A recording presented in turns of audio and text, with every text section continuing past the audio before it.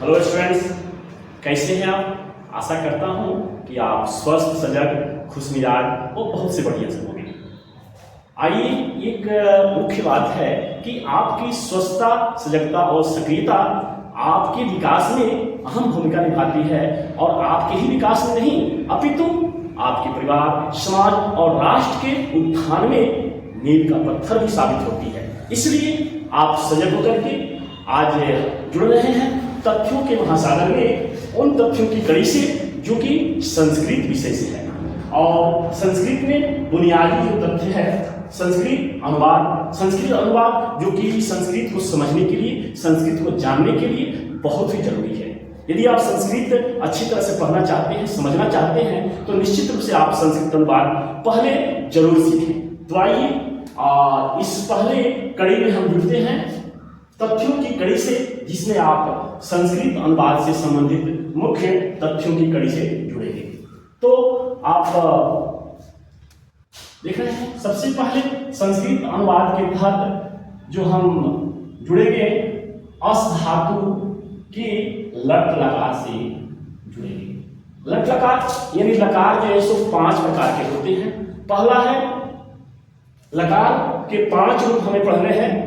पहला है लट लकार जिसे वर्तमान काल कहते हैं, दूसरा है लिट लकार जिसे भविष्य काल कहते हैं, तीसरा है लंग लकार जिसे भूतकाल कहते हैं, और चौथा है लोट लकार जिसे अनुज्ञावाचक या आदेश सूचक के नाम से जानते हैं, और 5वां नंबर है आपको विधि में जिसका प्रयोग चाही अर्थ में करते हैं। तो इस प्रकार लकार के 5 रूप कक्षा 10वीं तक हमें पढ़ने हैं। आगे और भी रूप को पढ़ना है, लेकिन बहरहाल हम ये बुनियादी रूप को जानेंगे, बुनियादी तथ्य हैं। तो अस धातु, सबसे पहले अस धातु के प्रयोग से संबंधित तथ्य देखेंगे, जिसके रूप जो है सो प्रथम पुरुष, मध्यम पुरुष और तीसरे उत्तम पुरुष के रूप में हम जानेंगे। प्रथम पुरुष में जो एक वचन में अस्ति है, मध्यम और द्विवचन में अस्तः है, बहुवचन में शंति है। इसी प्रकार मध्यम पुरुष के अंतर्गत प्रथम पुरुष एक वचन में अस्सी, द्विवचन में अस्थः और बहुवचन में अस्त है। उत्तम पुरुष के अंतर्गत एक वचन में अश्मि, द्विवचन में अश्वः और बहुवचन में अश्मा। तो इस प्रकार आप अस धातु के रूप एक बार पुनः याद कर सकते हैं। प्रथम पुरुष में अस्ति, अस्तः, सन्ति, अस्सी, मध्यम पुरुष में अस्सी, अस्थः, अस्त, उत्तम पुरुष में अस्मि, अश्वः, अश्मः। इस प्रकार क्रम से आप यूं याद कर सकते हैं कि अस्ति, अस्तः, सन्ति, अस्सी, अस्थः, अस्त, अस्मि, अश्वः, अश्मः। ये लट लकार में अस धातु का रूप याद हो जाता है।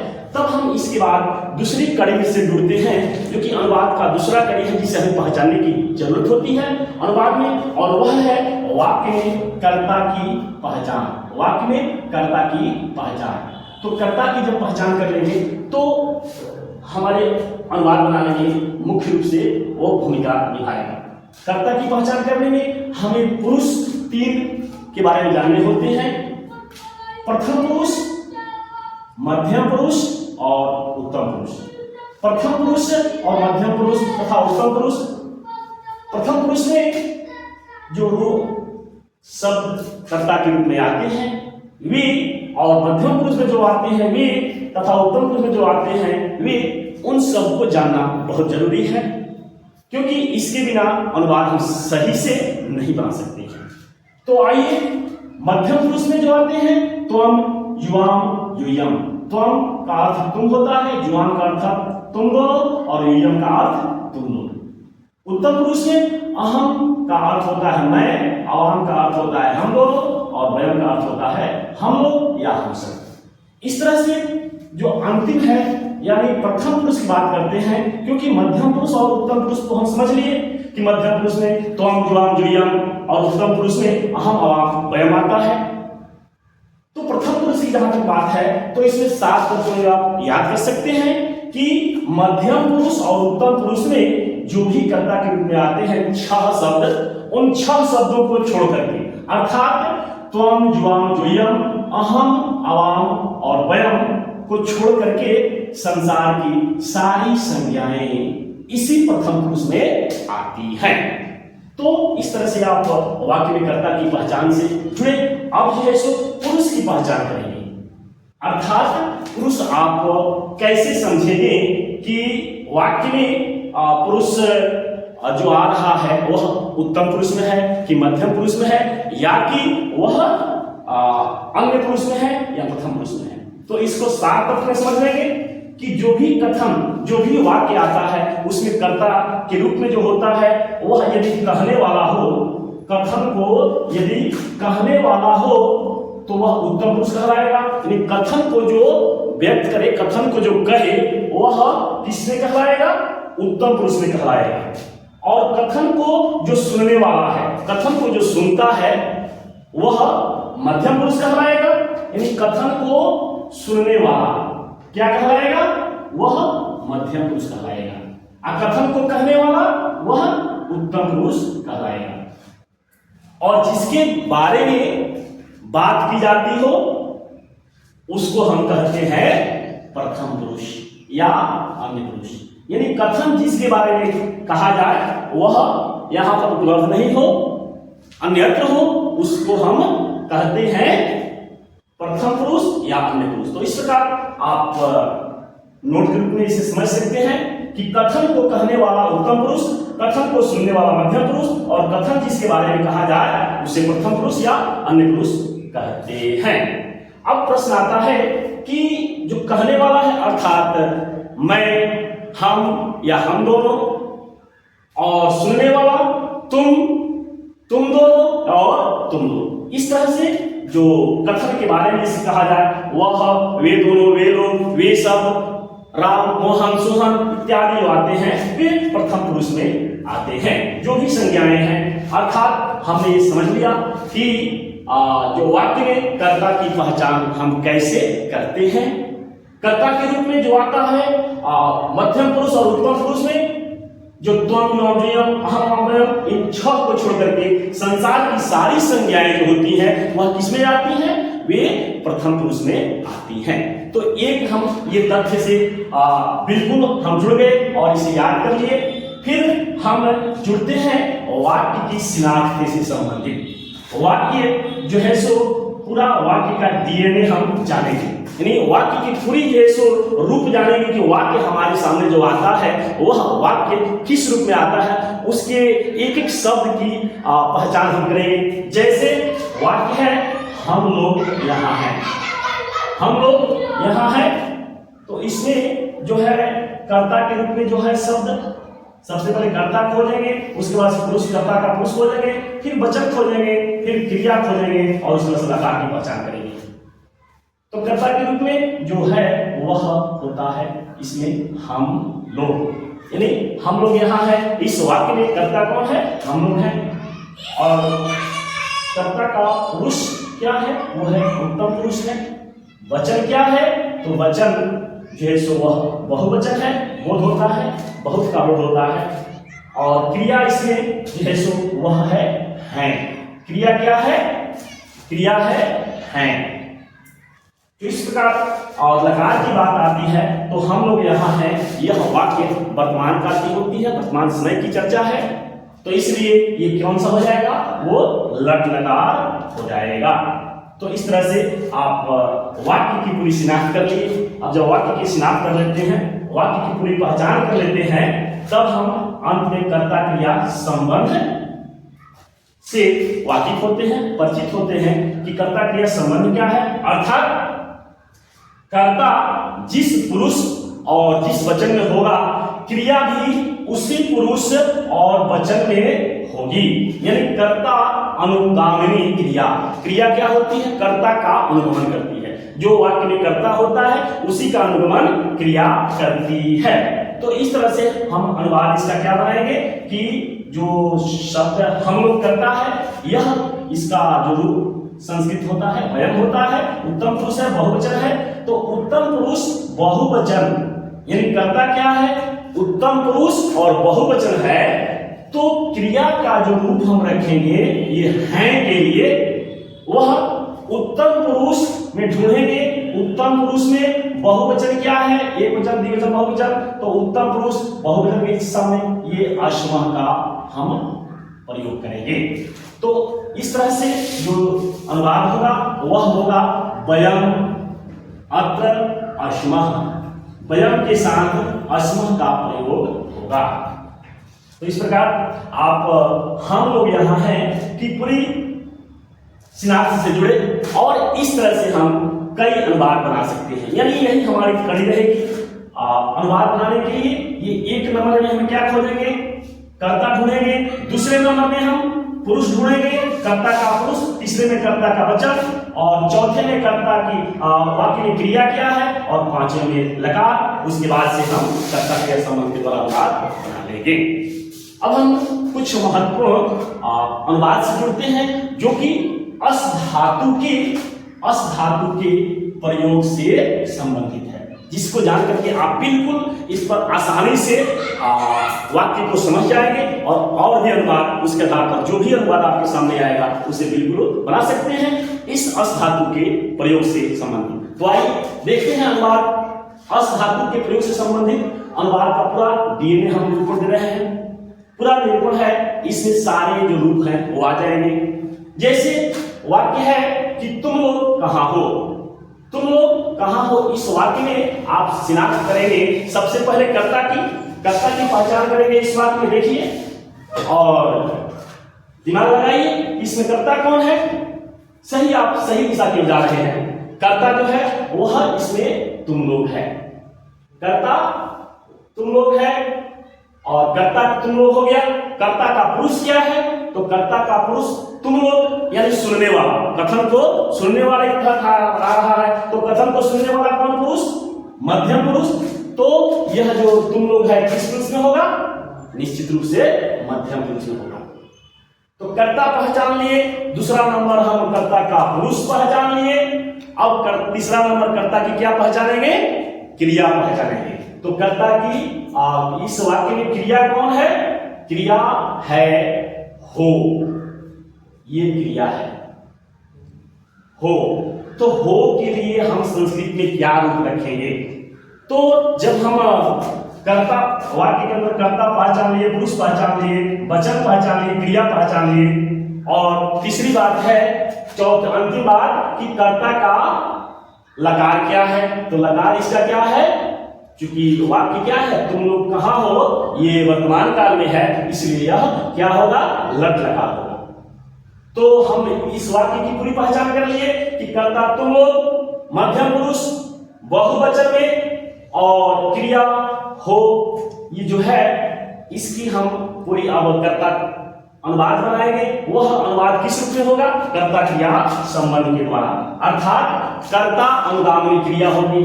कर्ता जिस पुरुष और वचन में होगा, क्रिया भी उसी पुरुष वचन में होगी। तो आइए हम देखते हैं कि इसका जो होगा क्या होगा, तुम लोग का यूयम हो जाता है। फिर जो कहाँ का है, पुत्र, अगर जानते हैं तो अच्छी बात है, नहीं जानते हैं तो एक कठिन शब्द पेटिका बना लेंगे और उसमें नोट करते चलेंगे। कठिन शब्द पेटिका बना लेंगे और नोट करते चलेंगे कि क्या क्या कठिन शब्द आपको मिल रहे हैं। तो कहाँ का लिख लेंगे। फिर हो के लिए हमें चुनना है कि कैसे हम चुने। तो जो यूयम है, यूयम तुम लोग मध्यम पुरुष बहुवचन, तो क्रिया भी मध्यम पुरुष बहुवचन में ही होगी। तो क्या होगी, 80। देख लीजिए एक बार पुनः कि मध्यम पुरुष बहुवचन में क्रिया क्या है, मध्यम पुरुष बहुवचन में क्रिया जो होगी अस्थ, अस्थ। ये तो यहां पर आप अनुभव कर सकते हैं कि यहां जो आप पकड़ लिए कि भाई यहां क्या है, यहां पर गलत लिखा हुआ है। तो सही क्या रूप होगा, सही रूप होगा अस्थ। क्या हो जाएगा, अस्थ। इसी तरह से कहीं कहीं गलत शब्द हो तो उसको आपको पकड़ना है कि कहां गलती हो रही, खुद आप जान जाएंगे तो बिल्कुल आसानी से पकड़ लेंगे। तो यूयम पुत्र अस्थ, यह जो है सो तुम लोग कहां हो का अनुवाद पूरा हो गया। अब हम चलेंगे दूसरे वाक्य में कि वे लोग यहाँ क्यों हैं। वे लोग कर्ता में इस वाक्य में कर्ता खोजेंगे, कर्ता के रूप में अब आप आसानी से समझते जा रहे हैं कि इसका कर्ता, इसमें कर्ता क्या होगा, वे लोग। वे लोग का पुरुष क्या है, प्रथम पुरुष, उसके बारे में बातचीत कर रहे हैं। वे लोग जो कि यहाँ नहीं है उनके बारे में बातचीत कर रहे हैं, तो वे लोग हो गया प्रथम पुरुष। वचन क्या हो गया? बहुवचन। तो प्रथम पुरुष बहुवचन में है के लिए लकार भी तो वर्तमान का लकार हो गया, तो है के लिए क्या रूप होगा? है के लिए प्रथम पुरुष बहुवचन। आप देख रहे हैं प्रथम पुरुष बहुवचन। प्रथम पुरुष बहुवचन में संति, तो संति यहां लिख देंगे। तो ते के साथ क्या लगेगा? संति लगेगा। बाकी बीच में हम अनुवाद भर देंगे, जो अव्यय पद है उनको भर देंगे। ते अत्र कथम संति, इस तरह से इसका अनुवाद सही है, बिल्कुल सही है। अगर इसमें जो अव्यय पद है नहीं जानते हैं तो कठिन शब्द पेटिका में आप नोट कर लेंगे कि अत्र माने यहाँ, तत्व माने वहां, पुत्र माने कहां। इस तरह से वाक्य में अगला वाक्य है कि मैं वहां इस समय नहीं हूं। मैं वहां इस समय नहीं हूं। इस वाक्य में देख रहे हैं, पता कीजिए कर्ता कौन है? सही दिशा क्यों जा रहे हैं? पकड़ रहे हैं कि इसमें कर्ता मैं ही है। मैं है, मैं कर्ता, और कर्ता का पुरुष क्या है? मैं, यानी कथन को कहने वाले हैं। कथन मैं कह रहा हूं, तो मैं कथन को कहने वाला कौन पुरुष? उत्तम पुरुष। तो उत्तम पुरुष हो गया, और इसका वचन क्या होगा? मैं, यानी एक का बोध हो रहा है, मैं खुद, इसलिए इसका जो है सो उत्तम पुरुष एक वचन। अब उत्तम पुरुष हो गया, एक वचन हो गया। क्रिया को ढूंढेंगे, क्रिया कौन है इसमें? हूं, ये क्रिया हो गई हूं। तो अब इसका जो है सो हम क्या करेंगे? कर्ता क्रिया संबंध को जोड़ेंगे। कर्ता और क्रिया संबंध को, कर्ता क्रिया क्या करती है? कर्ता का अनुगमन करती है। तो अहम तत्र संपत्ति न अस्मि, यानी उत्तम पुरुष एक वचन में हम लोग देखेंगे अस धातु का, तो उत्तम पुरुष एक वचन में अस्मि है। तो इस तरह से हम यहाँ अहम तत्र संपत्ति न अस्मि लिख देंगे। यह भी अनुवाद आपका बिल्कुल सही है। अहम तत्र संपत्ति न अस्मि। तो अब हम देख रहे हैं अगला अनुवाद। अगला जो है कि आप इस समय यहां क्यों हैं। इस वाक्य में अब आप जल्दी से पहचान सकते हैं कि इस वाक्य में कर्ता कौन है। कर्ता जो है सो आप हुआ, और आपका पुरुष क्या हो गया? ये आपका पुरुष हो गया मध्यम पुरुष, और वचन एक हो गया, एक का बोध हो रहा है, क्रिया हो जाएगी है। तो इस तरह से आप इस समय यहां क्यों हैं, इसका अनुवाद हो जाएगा कि भवान संप्रति अत्र कथम सन्ति। भवान संप्रति कथम, जो है सो आप समझ रहे हैं कि भवान मध्यम पुरुष एक वचन, तो मध्यम पुरुष एक वचन में आप वाक्य को देखें, इसमें अशुद्धि हो सकती है, और अशुद्धि को शुद्ध करने के लिए भी मौका आपको मिलेगा कि यह जो सो उत्तम पुरुष है, मध्यम पुरुष एक वचन में है, तो क्रिया भी क्या होगी? मध्यम पुरुष एक वचन में होगी। मध्यम पुरुष एक वचन में क्रिया जो है क्या है? 80 है। तो यहां भी क्रिया देखते हैं क्या है, वाक्य सही एक नहीं है। भवान संप्रति अत्र कथम संति है, संति में क्या होगा? 80 होगा। तो आपने इसे पकड़ लिया कि इसका सही रूप क्या होगा? यहां 80 होगा। तो इस तरह से भवान संप्रति अत्र कथम 80, आप इस समय यहां क्यों हैं। तो इस तरह से आपको पहचानने का भी समय आ रहा है कि वाक्य अगर अशुद्ध है तो उसको शुद्ध ही करेंगे, क्योंकि इसमें कई अशुद्ध भी लिखा गया है और शुद्ध भी लिखा गया है। अगला वाक्य देखते हैं, तुम इस समय कहां हो। तुम इस समय कहां हो, इस वाक्य में प्रथम रूप में हम क्या देखेंगे? कर्ता खोजेंगे। कर्ता इस वाक्य में कौन है? ये तुम हुआ। कर्ता का पुरुष क्या हुआ? तो मध्यम पुरुष, और वचन क्या हुआ? एक वचन। तो मध्यम पुरुष एक वचन में क्या अस धातु का प्रयोग होगा? यहां भी 80 अभी हमने बनाया है, तो इसका क्या हो जाएगा? त्वम संप्रति पुत्र 80। ये वाक्य सही है बिल्कुल, आप महसूस देख रहे हैं और सिनाख्त भी किए कि यह वाक्य जो बनाया गया बिल्कुल सही है। इस तरह अंतिम जो वाक्य है कि मैं इस समय यहां हूं, मैं इस समय यहाँ हूं कथन को कहने वाला है, इसलिए ये उत्तम पुरुष हुआ। कर्ता मैं हुआ और कर्ता उत्तम पुरुष हुआ। और इसके साथ जो क्रिया कौन है? हूं है। कर्ता क्रिया संबंध के द्वारा कर्ता उत्तम पुरुष एक वचन में है तो क्रिया भी उत्तम पुरुष एक वचन में होगी, अर्थात अहम संप्रति अत्र अस्मि। ये भी वाक्य सत्य है। तो इस तरह आप अस धातु के प्रयोग से संबंधित विविध तथ्यों की कड़ी से जुड़े, जिसमें अस धातु के रूप को, फिर वाक्य में कर्ता की पहचान को, फिर पुरुष की पहचान से संबंधित विशेष तथ्य से जुड़े और वाक्य का विश्लेषण भी देखे, अनुवादों की कड़ी से जुड़े। इस तरह से आपको उम्मीद है कि ये पूरी तरह से तथ्य समझ में आ गया होगा कि अस धातु के प्रयोग से संबंधित जो मुख्य तथ्य हैं वे क्या हैं, और आसानी से आप अस धातु के प्रयोग से संबंधित अनुवाद बना सकते हैं। अगली कड़ी में हम जुड़ेंगे दूसरे भाग में, जो कि और जो अनुवाद होते हैं वह पठ धातु के लकार से संबंधित होगा, और उसमें जिसमें सामान्य जो काल से हम परिचित हुए, यानी जिसमें है, हूं, हो का प्रयोग वाक्य में होता है, उस अनुवाद से हम बिल्कुल सही ढंग से जुड़े कि जिस वाक्य के अंत में क्रिया के रूप में क्या होता है, हो, हूं होता है, तो उसका अनुवाद हम कैसे बनाते हैं। अब अगले कड़ी से जुड़ेंगे कि ताहे ती है, ताथा तिथि का अनुवाद हम कैसे बनाएंगे और किस तरह से बनता है। और ये पूरे वीडियो को आप शुरू से अंत तक सुने और इससे लाभ उठाए।